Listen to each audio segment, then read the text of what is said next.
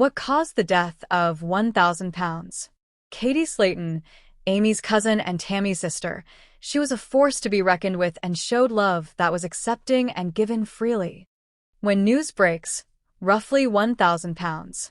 Sisters, starring Amy Slaton Halterman and Tammy Slaton, typically deal with their extreme weight reduction or inter-family strife.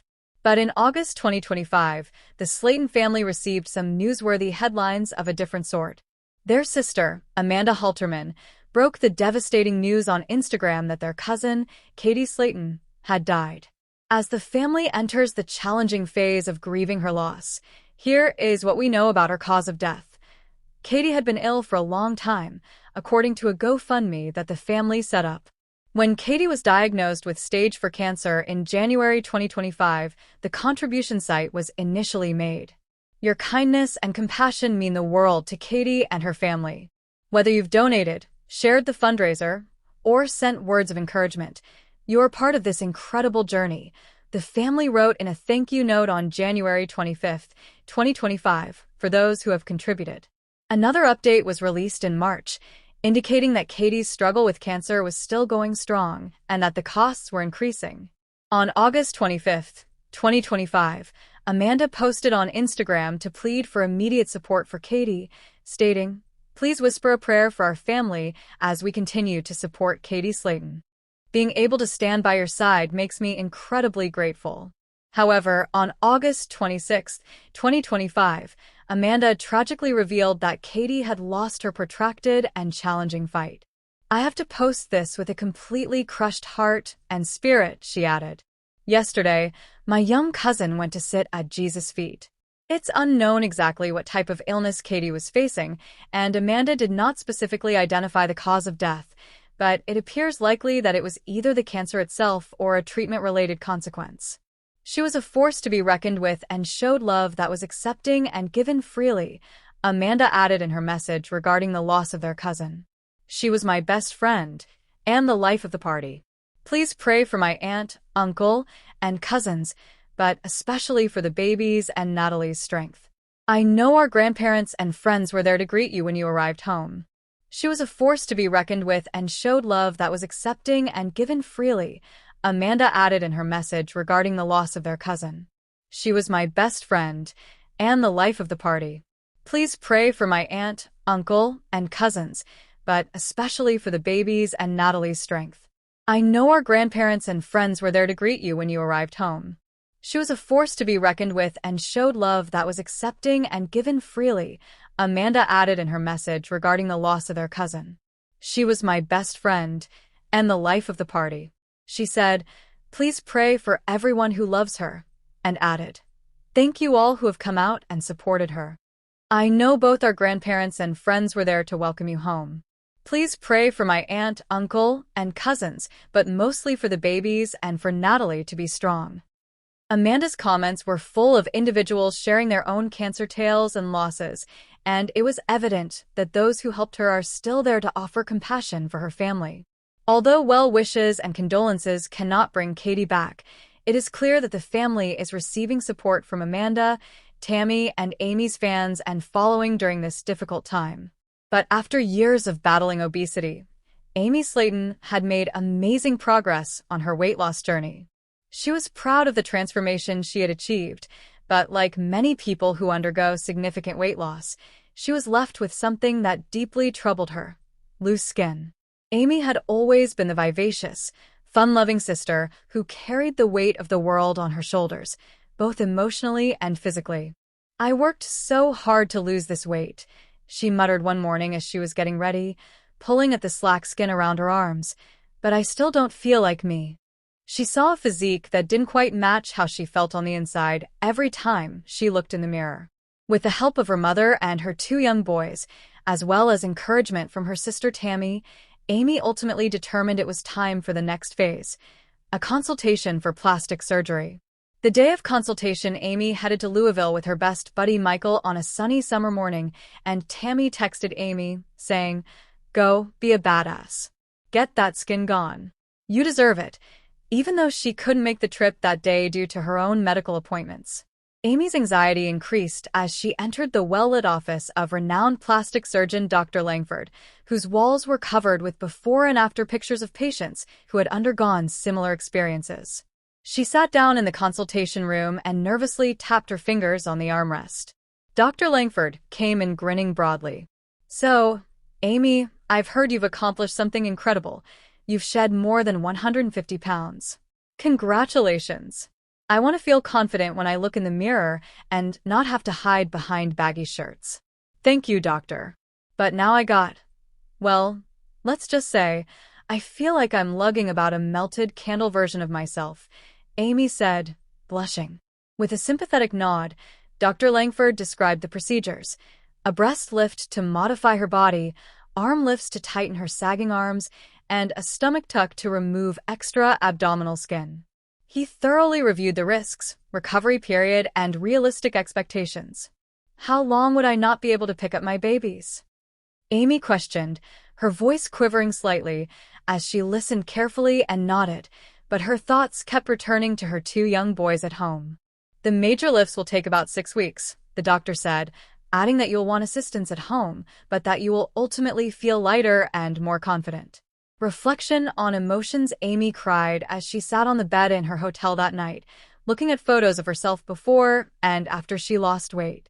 She reflected on how far she had come, from being almost immobile and having trouble moving through grocery aisles to being able to chase her children in the park. Reaching for the phone, she dialed Tammy. "This is surgery, and it's scary. I don't know if I can do it, Tam." "Sis, you've faced scarier things before. You nearly lost yourself to that weight. You fought through it. This is just another fight, but this time, you're fighting for confidence. For the woman you deserve to be," Tammy said in a calm but loving voice. "Dang, when did you get so motivational?" sniffed Amy, laughing. "Since I seen my younger sister at last having confidence in herself, the last phase in her transition was letting go of the traces of her former life, and by the end of her consultation trip, Amy had made up her mind that she wanted the surgery, not for vanity, but for closure. When she got home, she gathered her family in the living room and told them everything while crying. Michael assured her that he would look after the boys while she recovered. Tammy encouraged her, and even their mother, who had previously questioned Amy's strength, told her, "You're braver than I ever gave you credit for." Amy already felt lighter, not because she had lost skin, but because she had gained bravery. For the first time in years, Amy was enthusiastic about the future and no longer dreaded the fact that the real surgery was scheduled for the fall. She pictured herself standing in front of the mirror, beaming happily at the reflection staring back at her instead of tugging at her clothes. She smiled and murmured, "Watch out, world. The new Amy is coming, and she's not hiding anymore." But since the birth of her 2 boys, Gage and Glenn, Amy Slaton's tiny Kentucky home had started to feel a bit too small. Toys littered the floor of the living room, baby bottles piled high on the kitchen counters, and her bedroom served as a nursery. Although Amy loved her small home, it was where she began her family, she couldn't get rid of the thought that, "My babies deserve more space." Amy turned to her sister Tammy and smiled broadly as they sipped sweet tea on a sunny summer morning while sitting on her porch swing. Amy declared, "I think it's time, Tam. I want to buy us a new house." Partly amused, partly worried, Tammy cocked an eyebrow and said, "Girl, you serious? A house ain't like buying a new couch." "I know, but I've been savant and I want a place with a big yard for the boys. Somewhere I can breathe without tripping over Hot Wheels and diapers," said Amy, laughing and rearranging her hair. "Amy, you gotta think about money, location, and how much space you actually need. And don't forget, move-in is stress." Amanda, her best friend and neighbor, soon joined them and quickly overheard the talk. Amy, however, was adamant. "You all know me. I make things happen when I set my mind to them. I want my kids to grow up running in the grass, not just playing in the driveway." Amy's eyes glowed when she saw the swing set in the backyard of the first property, a quaint 3-bedroom with a wraparound porch, and a week later, the sisters and Amanda loaded into Amy's minivan and headed to meet with a real estate agent. She exclaimed, "Gage would love this. Look at that slide. and took out her phone to record a video for her ex-husband Michael to watch as well. "Nope," Tammy said. "Ain't workin'. If you want me to come visit, you need bigger doorways." The interior was not ideal, with the kitchen being small, the bedrooms being gloomy, and Tammy's motorized chair barely fitting through the tight passageways.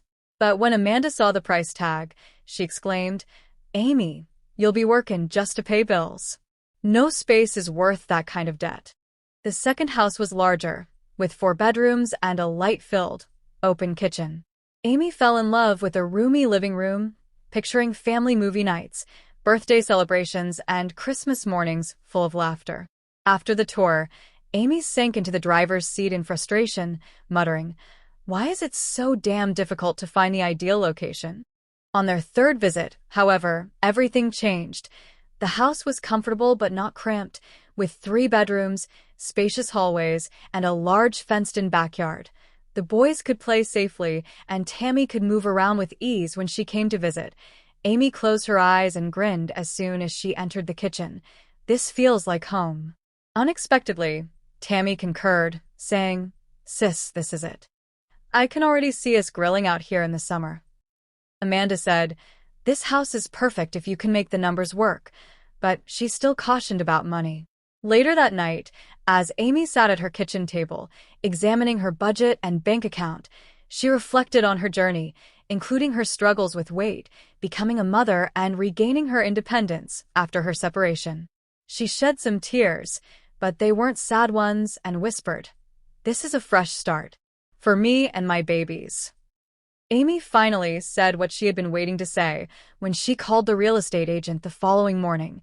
"I would like to make a proposal."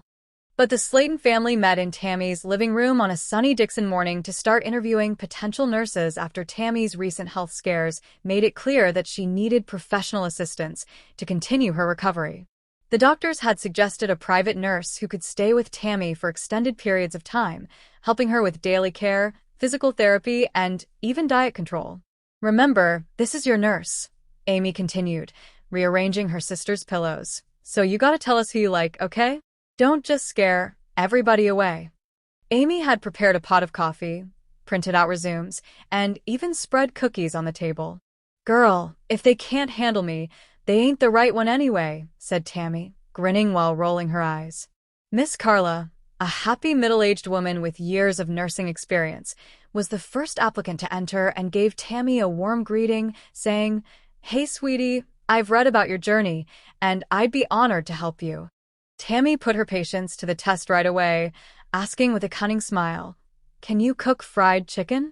"I can cook, but I'll make sure it's healthy fried chicken." "No excuses," Carla said, laughing without missing a beat. Tammy sneered at Amy as she giggled, and she whispered, "We'll see about that." Jordan, a young nurse who had just finished training, arrived next. He was professional, quiet, and anxious, and when Amy asked him why he was interested in home care, he stammered, I think I can learn a lot here." The group erupted in laughter, save for poor Jordan, who turned a bright crimson, as Tammy leaned forward and said, "Learn? Honey, I need somebody who already knows. Not somebody practicing on me." The family was beginning to lose faith after a few more interviews, including one in which Tammy said the nurse was too bossy and another in which she said the nurse talked too much. However, the last applicant, Nurse Danielle, showed up. The composed, self-assured Danielle addressed Tammy directly, saying, "Listen, I know you've had people tell you what to do your whole life. I'm not here to boss you around. I'm here to work with you. If you slip, I'll remind you why you started this journey. But you'll always have a choice." After a moment of silence, which was unusual for Tammy, she said, "You sound like you get it." At last, Amy clasped her fists. Someone Tammy likes. There was hope in her eyes for the first time, but soon the living room was filled with jokes, laughter, and a little bit of Tammy's sarcasm as the rest of the family, including Chris and Amanda, entered to meet Danielle. "I think I can work with her," Tammy said to Amy that evening. "She's tough, but not mean, and she doesn't look scared of me." "Good. 'Cause this might be the start of the change you've been waiting for," Amy said, giving her sister a hug. Tammy was now prepared to move forward on her protracted path to independence and health with the assistance of her new nurse. But the flyer at the local community center read, "Workout class for moms. All fitness levels welcome." Amy had been feeling stuck lately, her days long, occupied with taking care of her children, running the household, and navigating her health journey, but something inside her was whispering that something needed to change. She wanted to feel stronger, more energized, and most importantly, proud of herself. Amy was initially hesitant because gym classes weren't really her thing. She pictured herself struggling, feeling criticized, or worse, falling behind. But she knew deep down that she had to try, so she signed up for the class with her daughter's support and took a deep breath.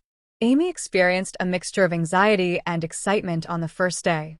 The studio was bright and bustling, with other mothers stretching, talking, and laughing. The instructor, Lisa, was a kind and vivacious woman who greeted everyone with a broad smile and said, "This is about progress, not perfection," which immediately put Amy at ease. Amy felt her heart pounding and her muscles waking up in ways they hadn't in years as the class transitioned from gentle stretches to low-impact cardio. She stumbled a few times during a series of squats and arm raises, but Lisa came over and reassured her, saying, "You're doing amazing. Just take it one step at a time." Amy started to notice changes over the course of the weeks. She felt lighter on her feet, had more energy to play with her kids, and even noticed a slight increase in her confidence. But more than anything, Amy loved the community she found in the class, where the other mothers became her cheerleaders, sharing stories, tips, and laughter as they celebrated every milestone together, from finally mastering a difficult dance move to holding a plank for 30 seconds. When Amy looked across the room one afternoon after an especially enjoyable class that was full of lively music and laughing, she realized something incredible. She wasn't just exercising, she was rediscovering a long-forgotten aspect of herself. She was strong, capable, and not alone. By the end of the month, Amy's change was more than just physical, it was emotional as well. She smiled brighter, walked taller, and faced every day with newfound resolve. Enrolling in that mom's fitness class had set off a journey Amy had never anticipated, and for the first time in a long time, she felt proud of every step she took. But a gigantic, "Happy First Birthday, Gage" banner hung proudly over the couch. Balloons in bright blues, yellows, and greens were strewn throughout the living room. Streamers twisted around the staircase, and a table was laden with cupcakes, party favors, and a small, adorable smash cake that was specially decorated with little dinosaurs, Gage's favorite. It was a sunny Saturday morning, and Tammy's house was a hive of activity. "I want this to be the best birthday ever for my little guy," Tammy muttered to herself as she arranged the cupcakes in a tidy circle, pacing back and forth to make sure everything was just right. She had even called in a local children's entertainer, a clown named Bubbles, who was now juggling colorful balls in the living room corner, causing Gage's eyes to widen in wonder. "Look at this cake topper I found for Gage. It's a little dinosaur that roars when you press it," Amy exclaimed, practically bouncing with excitement as the front doorbell rang and Tammy's sister Amy rushed in with a huge gift bag nearly as big as herself. The sisters laughed and teased each other about who had done more to get ready for the party. Tammy's enthusiasm was infectious as she went from guest to guest, serving snacks, taking pictures, and making sure her little boy received all the attention he deserved. Before long, the house was filled with the sounds of both adults and children as family friends arrived and Gage's cousins ran around squealing with joy. The big moment had finally arrived: the cake. Gage was put in his high chair, wearing a tiny party hat that was just a little too big for his head. Tammy assisted him in poking at the dinosaur cake topper, and a little roar went through the room. Everyone laughed, and while Gage cautiously poked at the frosting, cameras flashed. As the guests cheered him on, Tammy couldn't help but cry because she was so glad to see her son so happy. Gage smashed his tiny fists into the cake, sending frosting flying everywhere, and he smiled wildly, his brilliant eyes flashing. After cake, everyone played party games, including musical chairs, pin the tail on the donkey, and even a little treasure hunt in the backyard. Tammy's family and friends joined in the fun, and for a few hours, all of the stress and worries vanished as Gage crawled around the yard, laughing hysterically as Tammy and Amy followed him.